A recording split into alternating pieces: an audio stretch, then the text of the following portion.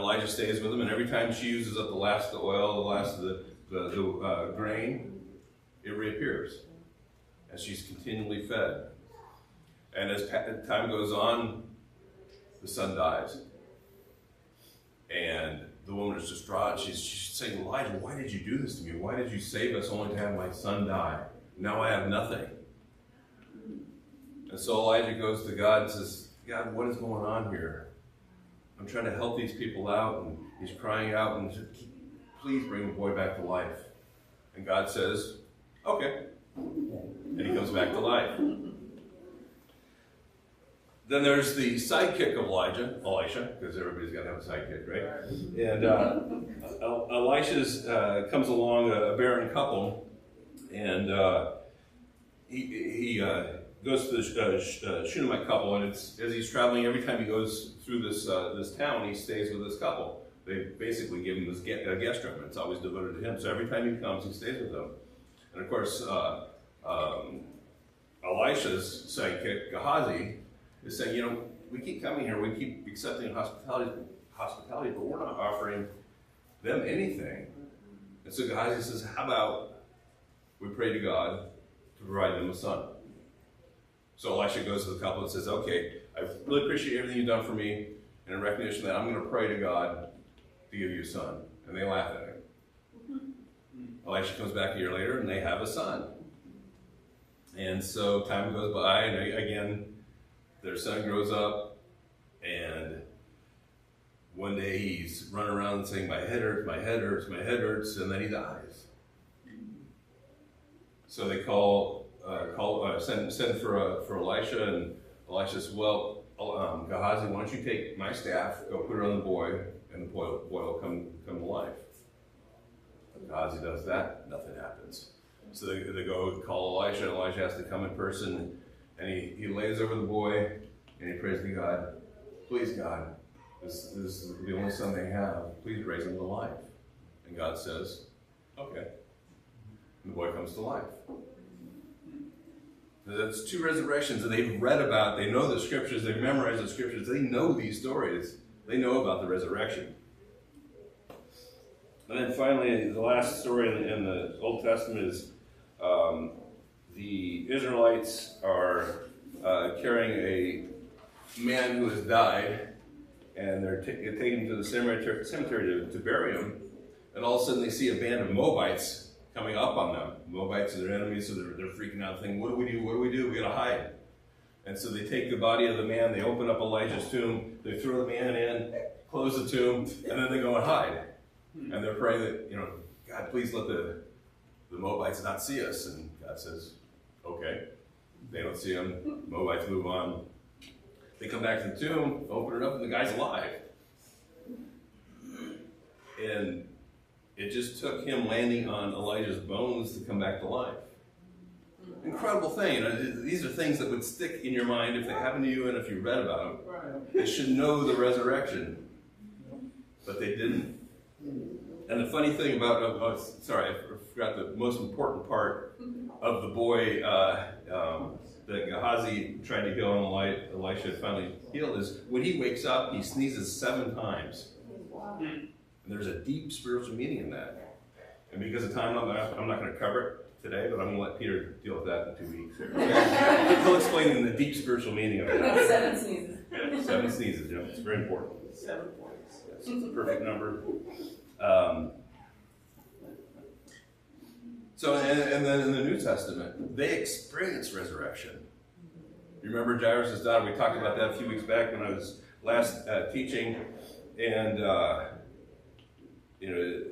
Jairus' daughter dies, and Jesus comes and brings her back to life. So in his own teachings, he showed him that resurrection actually happens. It's real. It occurs. We know Lazarus, the story of Lazarus, Jesus' best friend. And in John 11, we're going to read about Lazarus. It's important to know that before John 11, Lazarus is not even mentioned. There's no mention in the Bible of Lazarus up to this point. And it says in John 11, in verse 11, now a man named Lazarus was sick.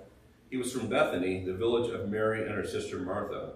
This Mary, whose brother Lazarus now lay sick, was the same one who poured the perfume on the Lord and wiped his feet with her hair.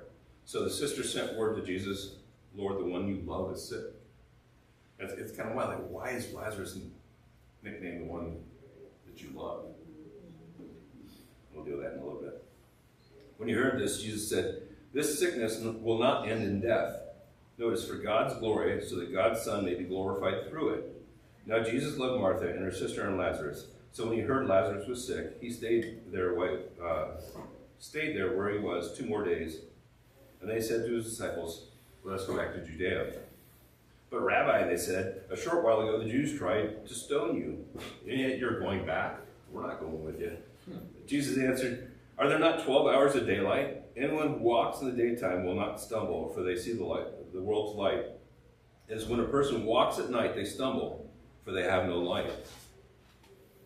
After he'd said this, he went up to tell them, our friend Lazarus has fallen asleep, but I'm going there to wake him. His disciples replied, Lord, if he sleeps, he will get better. Jesus had been speaking about his death, but the disciples thought he meant natural sleep. So then he told them plainly, Lazarus is dead, and for your sake I'm glad I was not there, so that you may believe, let us go to him. Then Thomas, also called Didymus, said to the rest of the disciples, let's also go there so we would die with him. That took a weird turn. And Thomas has got this weird reputation of being doubting Thomas. He's always negative. Every group's got somebody who's negative, right? You think about your own groups, there's probably somebody in your group that's negative, and if you don't know who that is, it's probably you. I'll let you think about it. In verse 17, on his arrival, Jesus found that Lazarus had already been in the tomb for 4 days. Now Bethany was less than 2 miles from Jerusalem, and many Jews had come to Martha and Mary to comfort them in the loss of their brother. When Martha heard that Jesus was coming, she went out to meet them. But Mary stayed at home. Lord, Martha said to Jesus, if you had been here, my brother would not have died. But I know that even now God will give you whatever you ask. Jesus said to her, your brother will rise again. Martha answered, I know he will rise again in the resurrection at the last day. So obviously they believe in resurrection, right? They just don't believe it's going to happen. Jesus said to her, I'm the resurrection and the life. The one who believes in me will live, even though they die. And whoever lives by believing in me will never die. Do you believe this? Yes, Lord, she replied. I believe that you're the Messiah, the Son of God, who has come into the world. After she had said this, she went back and called her sister Mary aside. The teacher is here, she said, and is asking for you. When Mary heard this, she got up quickly and went to him. Now Jesus had not yet entered the village, but was still at the place where Martha had met him. When the Jews had been with Mary in the house, comforting her, noticed how quickly she got up and went out. They followed her, supposing she was going to the tomb to mourn there.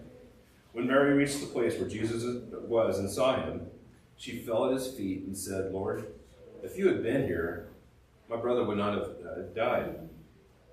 When Jesus saw her weeping, and the Jews who had come along with her also weeping, he was deeply moved in spirit and troubled. Where have you laid him? He asked. Come and see, Lord, they replied. Jesus wept. Then Jesus said, see how he loved him? Then the Jews said, see how he loved him? But some of them said, could not he who opened the eyes of the blind man have kept this man from dying? Jesus, once more deeply moved, came to the tomb. It was a cave with a stone laid across the entrance. Take away the stone, he said. But Lord, said Martha, the sister of the dead man, by this time there's a bad odor, for he's been there for 4 days. Then Jesus said, did I not tell you, if you believe, you will see the glory of God? So they took away the stone. Then Jesus looked up and said, Father, I thank you that you have heard me. I know that you always hear me, but I said this for the benefit of the people standing there, that they may believe that you sent me. When Jesus said this, Jesus called in a loud voice, Lazarus, come out. The dead man came out, his hands and feet wrapped in strips of linen, and a cloth around his face. Jesus said to them, "Take off the grave clothes and let him go." So here it is. It's even after 4 days they see Lazarus resurrected. And I love all this dialogue, all the hidden gems in it. They are referred to Lazarus being the one that Jesus loved, and reminded of John referring to himself as the one who Jesus loved. Yeah, thank you. And my initial thoughts when I think about John saying, I'm the one that Jesus loved, is how arrogant. And that's because I'm thinking about it from a different perspective. I'm thinking that he's saying that he's loved and nobody else is. Thank you. And that's not true. And in John's case or in Lazarus' case, they refer to themselves, or Lazarus is referred to as the one that Jesus loved, and John referred to himself as the one who Jesus loved, because they understood the grace of God, and they understood God's love. And so they could say that I'm loved, I'm special. I understand that. And most of the people around them couldn't understand that. And I think John's reference is the fact that the guys just didn't get it. And just referred to the Maslow's hierarchy. And I think it's important to note that when Jesus got together with his following, with his disciples and everybody who wanted to learn from him, he made sure they were fed. He made sure that their physical needs were met as far as healing and every physical need, because he wanted to talk to everybody up in this upper level of the hierarchy. And he knew that he couldn't get them to listen at that level until all the other needs were met. And that's what he's trying to do in all his teachings. And every time he's going up to this level, for some reason they just can't follow him up to that level.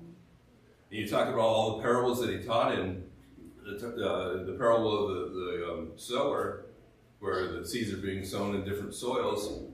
And Jesus is trying to make the point that you got to have a soft heart in order for the plant to grow, for the Word of God to grow within you. And they're thinking, well, what did you do with the seeds? Where did you put the seeds? Why did you put them there? And they're back down to this level, and Jesus just keeps trying to bring them up to this level. And he's trying to do that with Mary and say, if you truly believe, your brother's not going to die, or he's not going to stay dead. He will be raised to life. And he keeps trying to bring them up to the level, and they just can't get there. And it's so evident in the story of the resurrection. Because Jesus at that point has ascended to that point where they need to understand, and they're not getting it at all.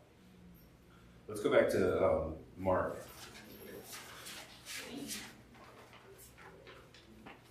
I'm sorry, Luke 24. And this account that Luke tells of the resurrection, I think, is to me one of the best and clearest examples of the fact that they've been taught, they've been told, reminded, and they just can't get it. Luke 24, verse 1, it says, "On the first day of the week, very early in the morning, the woman took the spices they had prepared and went to the tomb. They found the stone rolled away from the tomb, but when they entered, they did not find the body of Lord Jesus. While they were wondering about this, suddenly 2 men in clothes that gleamed like lightning stood beside them. In their fright, the woman bowed down with their faces to the ground. But the men said to them, 'Why do you look for the living among the dead? He is not here. He has been risen, or he is risen. Remember how he told you, while he was still with you in Galilee, the Son of Man must be delivered over the hands of sinners, be crucified, and on the third day be raised again.' And then they remembered his words. When they came back from the tomb, they told all these things to 11, the remaining 11 disciples, and to all the others. It was Mary Magdalene, Joanna, Mary the mother of James, and the others who told them about the apostle, and told this to the apostles. But they did not believe the women, because their words seemed to be like nonsense."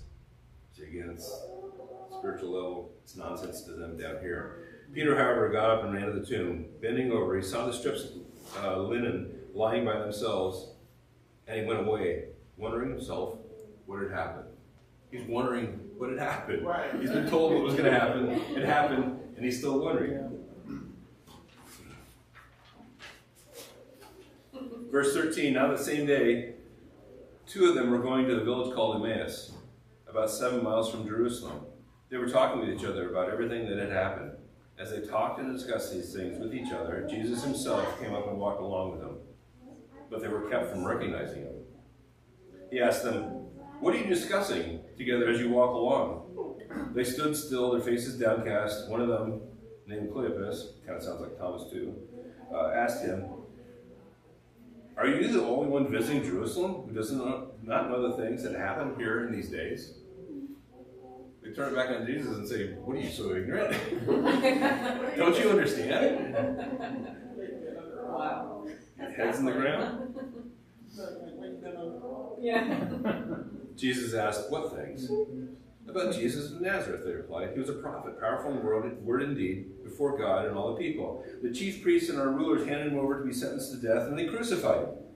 We had hoped that he was the one who was going to redeem Israel. And what is more, it is the third day since all this took place. In addition, some of our women amazed us. They went to the tomb early in the morning, but did not find his body. They came home and told us that they had seen a vision of the angels who said he was alive. Then some of our companions went to the tomb and found just as the women had said, but they didn't see Jesus. He said to them, 'How foolish are you? And how slow to believe all the prophets have spoken? Did not the Messiah have to suffer these things and then in order to enter in his glory?'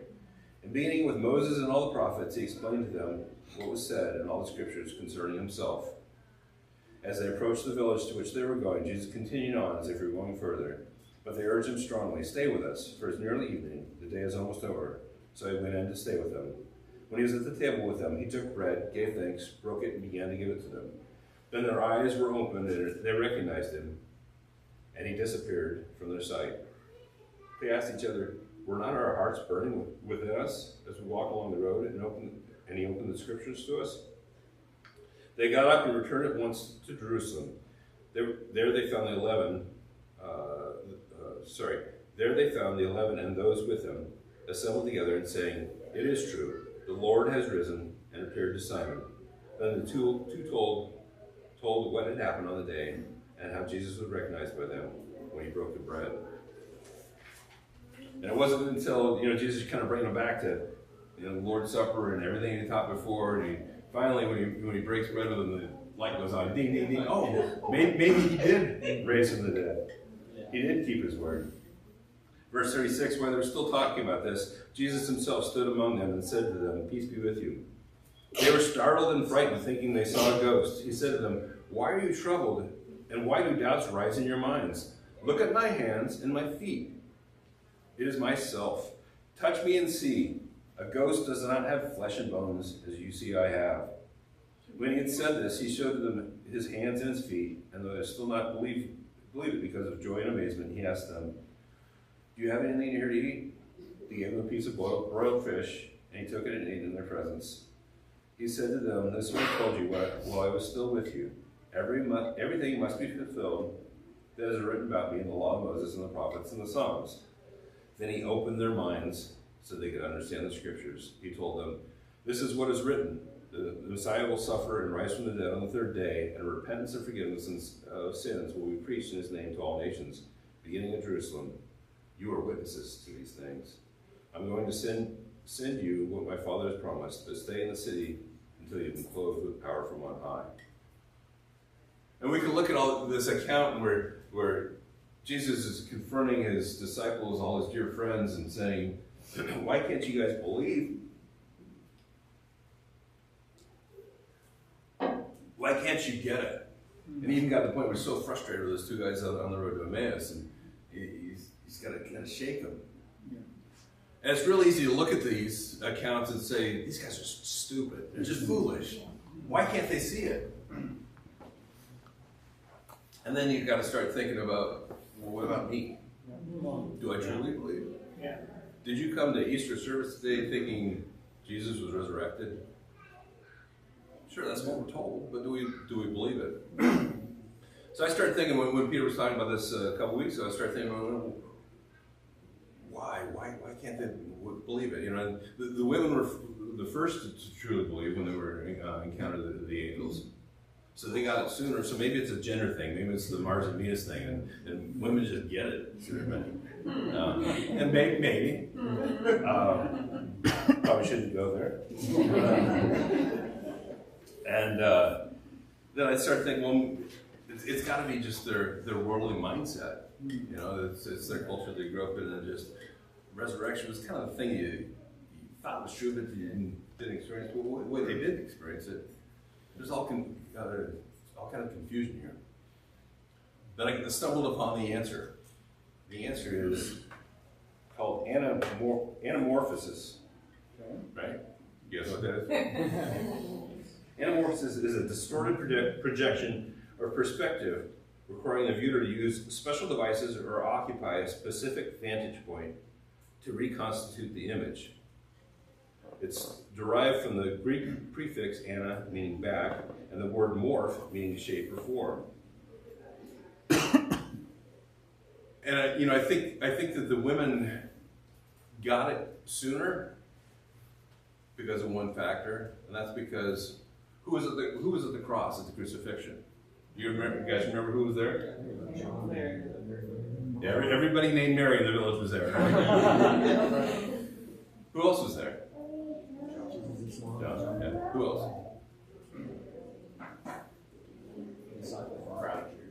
Crowd of Jews. You guys remember the centurions who believed? You guys remember the thieves on the cross? Yeah. They were all there. Thieves on the cross recognized right away.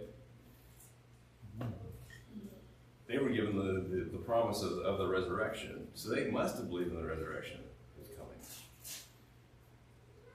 And of course, all those people, it took the people who weren't at the cross, Peter and all the disciples, all his followers who weren't on the cross, it took them longer to understand that. And so I came up with, I remembered some sidewalk art that's come along. And so the sidewalk artist draws these images in a way that seem lifelike. They become 3D. The snail sneaking up on the woman on the bench. Incredible artwork. And this artwork is all drawn in a way that if you're sitting at the right vantage point, it all makes sense. But if you're at the wrong vantage point, it kind of looks like Mindy. Yeah, that's right. Dark hair. So if you're at the wrong vantage point, it doesn't make sense. That snail makes sense there. Different perspective. What is it? The lobster with the, I don't know why they put the baby in front of the lobster. That's the lobster from the different perspective. It's from the opposite side of the lobster.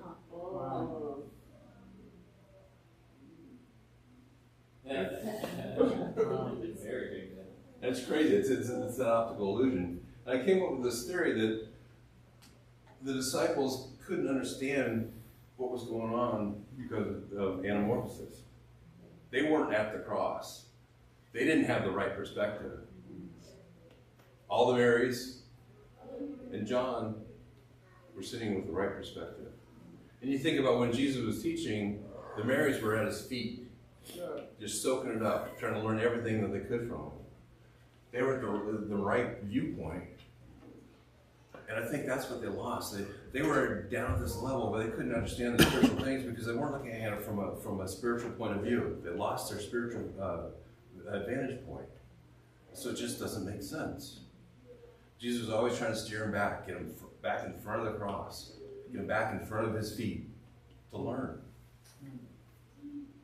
And I think that applies to us today.